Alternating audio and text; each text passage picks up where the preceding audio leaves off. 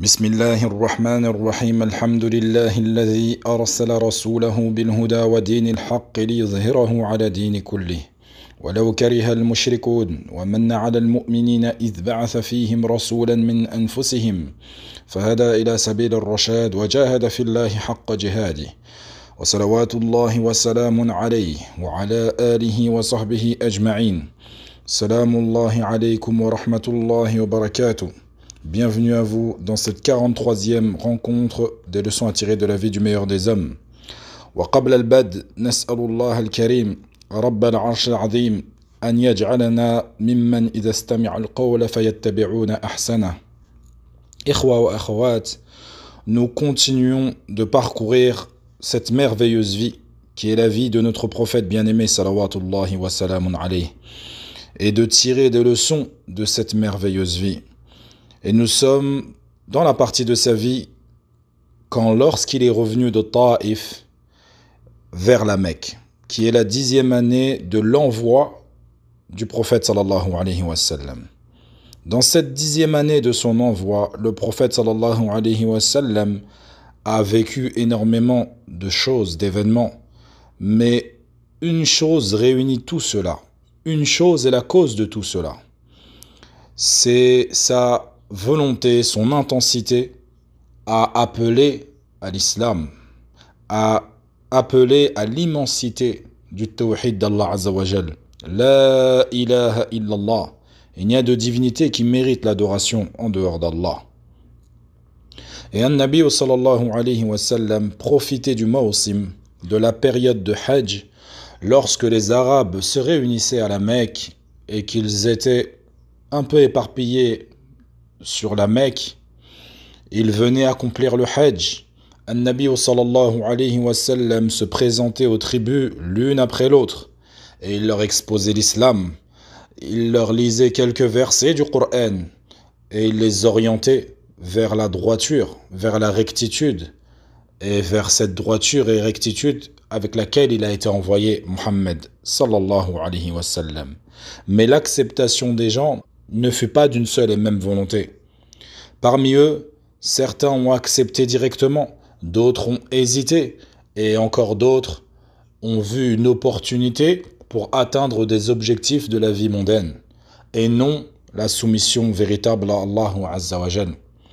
Et Allah Azza wa Jal les a écartés, les a éloignés de ce bien immense qui était sa soumission à lui, Jalla Jalaluh. Et il a laissé cette opportunité, cette occasion aux Ansar, les Médinois, Ridwanullahi alayhim ajma'in. Et en cette année, cette 10e année, il y a eu un groupe de la tribu des Banu Ashhal. Ils sont en lien de parenté avec les Qurayshites du côté de Khazraj. L'imam Ahmed évoque un hadith dans lequel il dit: lorsque Abu Haysar Anas ibn Nafir est arrivé à la Mecque, accompagné de jeunes parmi eux, Ilyas ibn Ma'ad en faisait partie, qui est en lien avec les Qurayshites du côté de Khazraj également. An-Nabi sallallahu alayhi wa sallam entendit parler de ce groupe. Il vint à eux et s'est assis auprès d'eux. Et il leur dit: désirez-vous quelque chose de mieux que ceux pour lesquels vous êtes venus aujourd'hui? Ils lui dirent: quelle est donc cette chose? Il leur dit: je suis le messager d'Allah. J'ai été envoyé vers les serviteurs pour les appeler à l'adoration d'Allah seul, sans associé, et qu'ils ne lui associent absolument rien. Et il a été descendu un livre, qui est le Coran. Puis, il leur a évoqué l'islam et ses piliers. Il leur a récité le Coran. Puis, Ilyas ibn Mu'adh lui dit: Wallahi, ceci est meilleur que la chose pour laquelle nous sommes venus. À cet instant-là, Abu Haysara Anas ibn Nafir prit une poignée de terre et il frappa le visage d'Ilyas avec Ilyas ibn Mu'adh. Puis le prophète sallam se releva et s'en alla. Et eux retournèrent à Médine. Puis il dit: il y eut le jour de Bu'ath, qui était un jour immense où il y a eu une grande bataille entre les Médinois. Et peu de temps après, il est dit que Ilyas ibn Mu'adh mourut. Et Mahmoud ibn Labib rapporte et nous informe que ceux qui étaient présents parmi le peuple qui était avec lui n'ont pas cessé de le voir faire le tahlil, c'est-à-dire qu'il disait La ilaha illallah, et il disait également Allahu Akbar, yukabbiru, yuhammidu, yusabbihu, c'est-à-dire qu'il répétait ces invocations connues de tous, Subhanallah, Alhamdulillah, Allahu Akbar, La ilaha illallah, jusqu'à rendre l'âme. Et pour cela, le peuple n'a eu aucun doute qu'il était mort musulman. Après avoir entendu les paroles du prophète sallallahu alayhi wa sallam, il n'a cessé d'être convaincu, subhanallah. Et comme cela, le prophète sallallahu alayhi wa sallam se souciait dans sa da'wa vers l'islam et vers le tawhid d'Allah azza wa jal. Et Mohammed ibn Ishaq nous évoque, rahimahullah, que l'islam des Ansar commença lorsque Allah azza wa jal le voulut. Et il voulut honorer son prophète sallallahu alayhi wa sallam, transmettre sa religion et enfin réaliser ce rendez-vous tant attendu. Le prophète sallallahu alayhi wa sallam sortit l'année où il rencontra des Ansar et il se présenta à eux, aux tribus arabes, comme il avait pour habitude de faire chaque année, à chaque période de Hajj.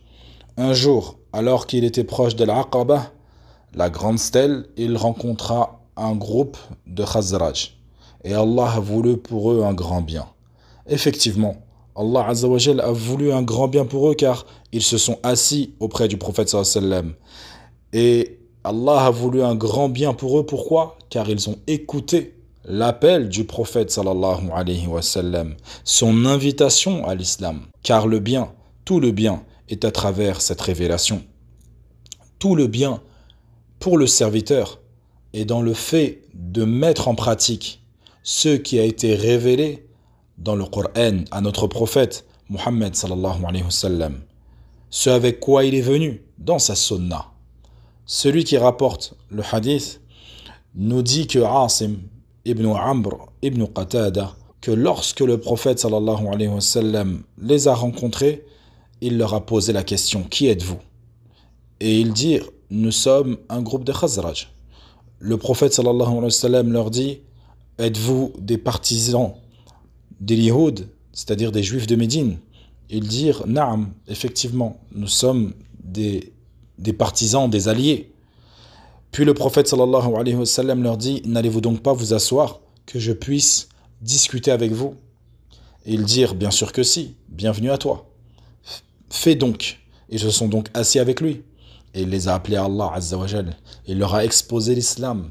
Il leur a récité du Coran. Et parmi les grands bienfaits qu'Allah a accordé à ces Ansar, et que les Juifs faisaient partie de leur tribu. Et c'étaient des gens de science, des gens du savoir, alors que eux étaient des simples mécréants. C'étaient des adorateurs des statues. Ils avaient été envahis par les Lihoud, et à chaque fois qu'il y avait une dispute, une discorde entre les gens du livre, les Lihoud, et les Khazraj, les mécréants, à cette époque-là, les Juifs de Khazraj leur disaient: certes, un messager, un prophète va arriver. Nous sommes arrivés à son époque. Nous le suivrons et nous vous combattrons en sa compagnie. Et nous vous exterminerons comme les Ad ou les Irad, c'est-à-dire jusqu'au dernier. Et lorsque le Nabi sallallahu alayhi wa sallam fut fini de leur présenter l'islam, ils se sont dit les uns aux autres: vous savez très bien, wallahi, qu'il est le prophète dont les Juifs vous menacent sans cesse, qu'ils ne vous procèdent donc pas vers lui. C'est-à-dire qu'ils ne se convertissent pas et qu'ils ne suivent pas les traces du prophète avant vous, en parlant des Juifs. Ils ont donc répondu favorablement à son appel et ils ont rendu véridique ce dont le prophète sallallahu alayhi wa sallam leur avait parlé, à laquelle il les a invités, et ils ont accepté de se soumettre. Puis il dit: lorsque Allah Azza wa Jalla a envoyé le messager d'Allah sallallahu alayhi wa sallam vers nous, nous y avons été favorables et nous avons su qu'il était celui dont les Juifs évoquaient dans leurs livres. Nous les avons donc précédés dans la conversion. Nous avons eu foi en lui. Et eux, les Juifs, ont mécru en lui. Et entre nous, les Khazraj mécréants, et eux, les Lihoud de Khazraj, Allah Azza wa Jal a descendu un verset. Dans Surat al-Baqarah, lorsqu'il dit وَلَمَّا جَاءَهُمْ كِتَابٌ مِّنْ عِندِ اللَّهِ مُصَدِّقٌ لِمَا مَعَهُمْ وَكَانُوا مِنْ قَبْلُ يستفتحون على الذين كفروا فلما جاءهم ما عرفوا كفروا به فلعنة الله على الكافرين. Et quand leur vint d'Allah Azza wa Jal un livre confirmant celui qui avait déjà entre leurs mains, alors qu'auparavant ils cherchaient la suprématie sur les mécréants. Quand donc leur vint cela, même qu'ils reconnaissaient, ils refusèrent d'y croire. Que la malédiction d'Allah soit sur les mécréants. Puis ils dirent, nous rentrerons vers notre peuple, et nous les appellerons vers ce vers quoi tu nous as appelés, et nous leur présenterons ceux que tu nous as présentés, et nous nous y sommes soumis. Et si Allah nous permet de nous rassembler, c'est-à-dire les Aws ou les Khazraj, certes, Allah t'aura honoré. Puis ils retournèrent vers Al-Médina, en ayant foi et en étant convaincus. Et Allah Azza wa Jal a fait descendre le Coran dans lequel il répond aux Juifs sur le fait qu'il menaçait les gens d'Al-Médina à travers la venue d'un prophète et que lorsque ce prophète arriva, ils mécrurent en lui.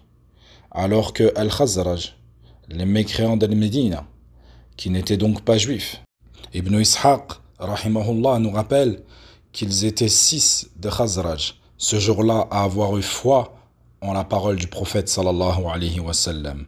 Il y avait As'ad ibn Zurara, wa Auf ibn Harith, wa Rafi' ibn Malik, wa Qutba ibn Amir, wa Uqba ibn Amir, wa Mu'adh ibn Haris. Et comme cela, Allah leur a voulu un grand bien.